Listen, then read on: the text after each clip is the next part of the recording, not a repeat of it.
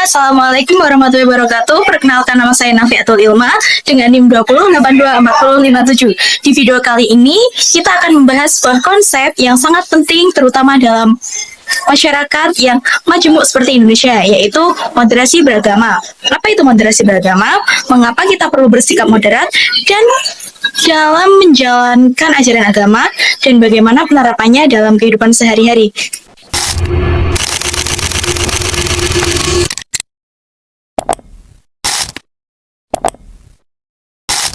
Baik, yang pertama di sini saya akan membahas konsep dan hakikat moderasi beragama dalam Al-Quran dan Hadis. Moderasi beragama diartikan sebagai sikap beragama yang seimbang dan moderat yang menghindari kekerasan, ekstremisme, serta mendorong toleransi dan kerukunan antar umat beragama.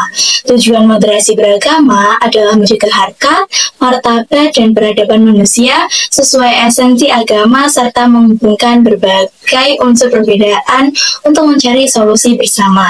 Dalam moderasi beragama, Al-Quran dan Hadis menekankan pentingnya kehidupan yang harmonis dan sejahtera. Nabi Muhammad SAW juga mencontohkan moderasi dalam Piagam Madinah, di mana Nabi Muhammad SAW menyusun perjanjian damai dan kesepakatan bersama antara berbagai suku dan kelompok di Madinah. Piagam Madinah ini merupakan kesepakatan yang dibuat antara kaum Muhajirin, kaum Ansor, dan juga kaum Yahudi. Piagam ini mengatur hak dan kewajiban setiap warga Madinah tanpa memandang agama. Prinsip-prinsip yang ditekankan dalam Piagam Madinah diantaranya musyawarah, keadilan, dan juga toleransi antar umat beragama.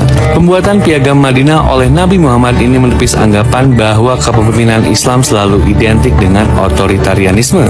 Sebaliknya, Nabi Muhammad justru menjunjung tinggi nilai-nilai demokrasi dan juga keadilan dengan konstitusi yang menjamin hak dan juga keadilan bagi warganya. Negara Islam pertama di Madinah ini kemudian menjadi contoh bagi peradaban Islam selanjutnya. Hal ini menunjukkan bahwa moderasi beragama mengajarkan keseimbangan, menghormati perbedaan, dan menjauhi sikap ekstremisme. Ada beberapa prinsip dalam moderasi beragama. Yang pertama adalah wasatiyah atau jalan tengah, yang berarti mengambil sikap moderat dan tidak berlebihan maupun mengabaikan ajaran agama. Yang kedua ada tasamuh atau toleransi, berarti menghargai perbedaan pendirian sosial dan kemanusiaan tanpa harus menyamakan keyakinan agama. Yang ketiga ada musyawarah atau persamaan, yang berarti mengakui persamaan derajat semua manusia tanpa membedakan suku, ras, jenis kelamin, dan status sosial. Yang keempat, ada iktidal atau tegak lurus. Ini berarti berlaku adil dan seimbang dalam menjalankan hak dan kewajiban.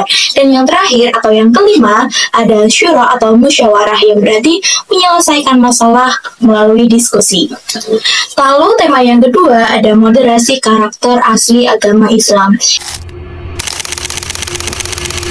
Islam mengajarkan nilai keseimbangan, keadilan, dan kasih sayang. Dalam surat Al-Baqarah ayat 143, وَكَذَلِكَ جَعَلْنَاكُمْ أُمَّةً وَسَطًا لِتَكُونُوا شُهَدَاءَ عَلَى النَّاسِ وَيَكُونَ الرَّسُولُ عَلَيْكُمْ شَهِيدًا وَمَا جَعَلْنَا الْقِبْلَةَ الَّتِي كُنْتَ عَلَيْهَا إِلَّا لِنَعْلَمَ مَنْ يَتَّبِعُ الرَّسُولَ مِمَّنْ ينقلب على عقبيه وإن كانت لكبيرة إلا على الذين هدى الله وما كان الله ليضيع إيمانكم إن الله بالناس لرؤوف رحيم. 3 menegaskan bahwa umat Islam sebagai umat yang moderat dan menjadi saksi atas manusia. Islam menolak ekstremisme atau tatoruf yang berlebihan dan liberalisme atau tasahul yang mengabaikan hukum agama.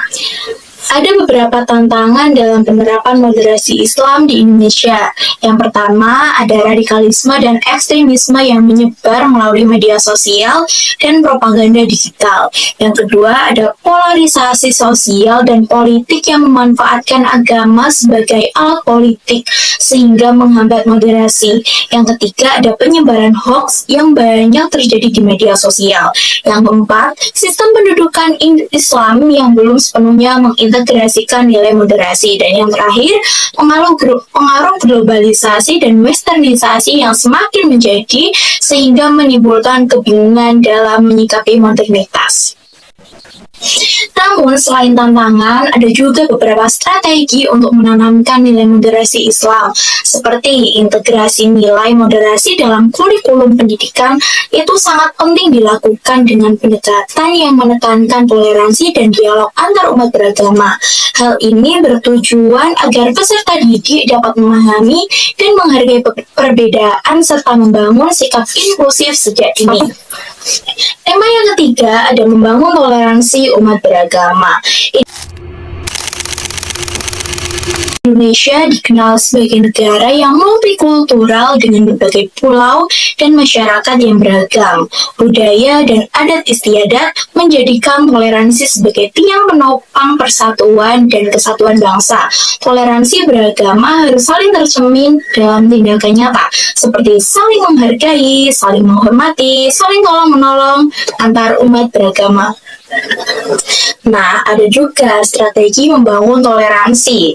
Yang pertama terjadi di lingkungan sosial, seperti pendidikan toleransi sejak dini, dialog terbuka, dan kegiatan sosial budaya bersama. Yang kedua dari masyarakat, ini bisa dilakukan dengan membangun kebersamaan dalam keberagaman.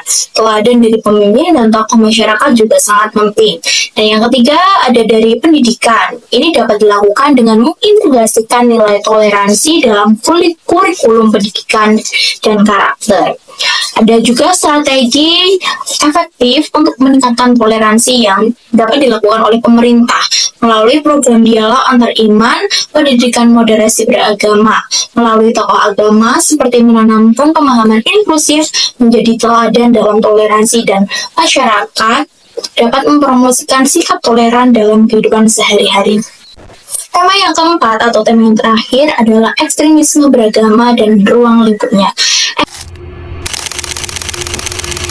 Ekstremisme beragama meliputi sikap atatoruf atau berlebihan dan jauh dari moderasi, al-urf atau kekerasan, al-ghulu atau melampaui batas dalam beragama yang semuanya bertentangan dengan nilai-nilai kedamaian dan moderasi dalam Islam. Ada beberapa faktor yang bisa menjadikan ekstremisme beragama. Yang pertama ada dari faktor internal. Ini dapat terjadi karena pemahaman agama yang sempit dan dangkal, serta kurangnya pengetahuan sejarah dan realitas agama.